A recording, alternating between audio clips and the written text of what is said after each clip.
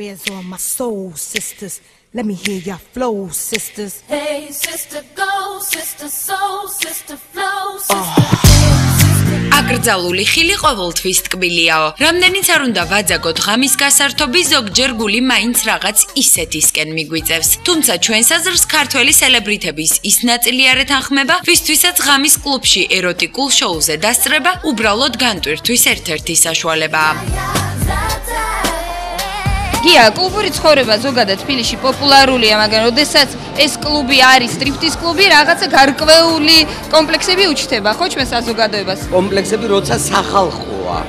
ისე შემონკარგო ჩუმჩუმად ყველა დადის. რატო ჩუმჩუმად, ეს ხო შოუა.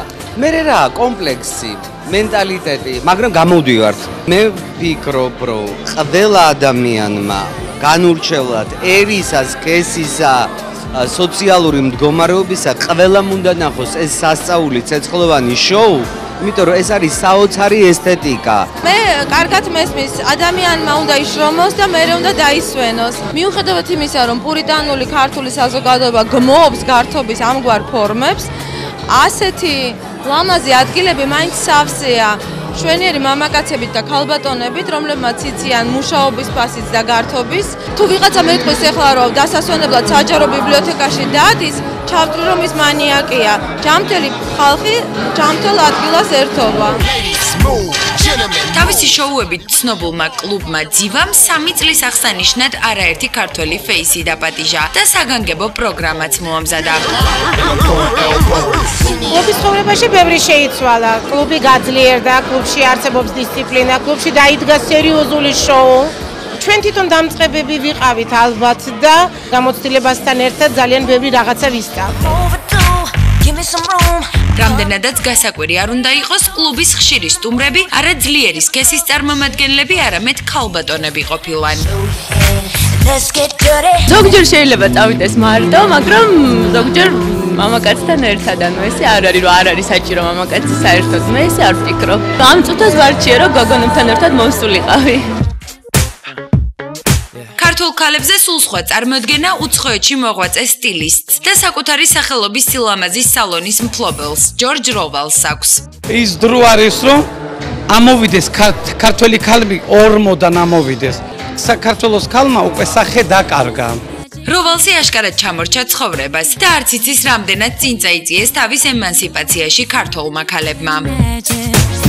დიდად კლუბების მოყვარული არ ვარ. დივას ვლოცავ დაბადების დღეს მეორედ ვარ სულ. როდის გათხოვდება ლალი მარუშკინა? ლალი მარუშკინა არ აპირებს გათხოვებას, ლალი მარუშკინამ დედა გაათხოვა და ესე იგი მე ისეთი პატარა გოგო ვარ. ალბათ ჩემი ბიჭი დაქორწინდება ძალიან მალე, ასე რომ ოჯახში ჯერჯერობით ჩემი საკითხი არ დგას, იმიტომ რომ იმისათვის რომ გათხოვდე მესამეჯერ უნდა იპოვო ადამიანი, რომელთანაც უკვე ცხოვრების ბოლომდე იქნები. ამასობაში სლავური გარეგნობის გამომწვევი გოგონები სცენაზე არ ნახულ პირუეტებს ასრულებდნენ. ერთმანეთს ენაცვლებოდნენ აღმოსავლური ლამაზმანები, მულენ რუჟის მოცეკვავეები, მიუზიკლ ჩიკაგოს არტისტები, ჰაეროვანი ბალერინა, პოლიციელი და საერთოდ ყველა ის პერსონაჟი, რომელიც ოდესღაც მამაკაცის ეროტიულ ფანტაზიაში წარმოსახულა. სანამ სტუმრები პირღია უცქერდნენ სანახაობას, ჩვენი სელებრიტები მაგალითად ანრი ჯოხაძე და მაკა შალიკაშვილი ჭორაობით იჯერებდნენ გულს. ჩემპიონი გიორგი კანდელაკი VIP ოთახიდან სცენას ფარულად ადევნებდა თვალს, ხოლო სკანდალურად ცნობილი ბესო კესო ღიად ეკეკლუცებოდა ჯორჯ როვალს. კლუბ ძივას ეროტიკული შოუ გვიან ღამემდე გაგრძელდა. ჩვენ კი გადავწყვიტეთ იმისათვის, რომ მაყურებლის ინტერესი დაუკმაყოფილებელი არ დავტოვოთ, სრული ვერსია შაბათს 3 დეკემბერს ღამის 12 საათზე გაჩვენოთ, მაშინ როცა მორალისტებს და ადვილად აღგზნებად მოზარდებს ძინავთ.